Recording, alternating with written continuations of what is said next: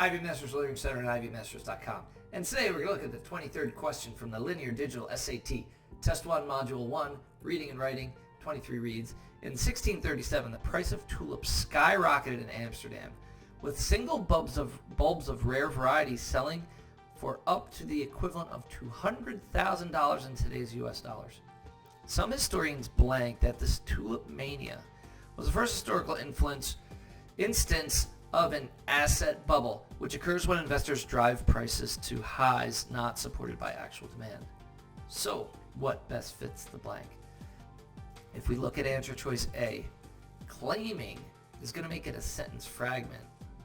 In fact, you'd have to have some historians, comma, claiming that this tulip mania was the first historical instance of an asset bubble, comma, and in that case you should be able to take out from claiming to bubble and you should have a complete sentence, but you would not.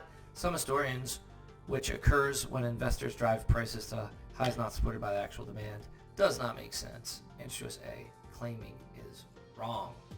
Answer choice B. I'm just going to read from some historians. Some historians claim, simple present tense, that this tulip mania was the first historical instance of an asset bubble, which occurs when investors drive prices to highs not supported by actual demand. Sounds good.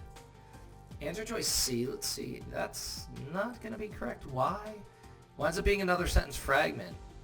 Some historians, having claimed that this tulip mania was the first instance of an asset bubble, and then you're wondering after what happens when they were claiming that thing, which occurs when investors drive prices to highs not supported by actual demand. That is a sentence fragment as well. And then answer choice D. Some historians to claim this tulip mania was the first historical instance of an asset bubble, which occurs when investors drive prices to highs not supported by the actual demand. That's just messed up. I don't really have a great explanation for why answer choice D is wrong. Correct answer here is B. To some extent, you got to play this by ear. Thank you for joining us today. If you like this video, click like. You can share it with someone who has difficulty identifying sentence fragments or complete sentences. Watch out for those ing verbs. A lot of times they'll turn a sentence fragment. They'll turn a sentence into a sentence fragment. If there's any question you'd like answered from any official PSAT or SAT or ACT, leave that in the comments. I'd be happy to shoot a video on it. Click subscribe so you don't miss anything, and check out our 1-minute video on TikTok. Have a great day.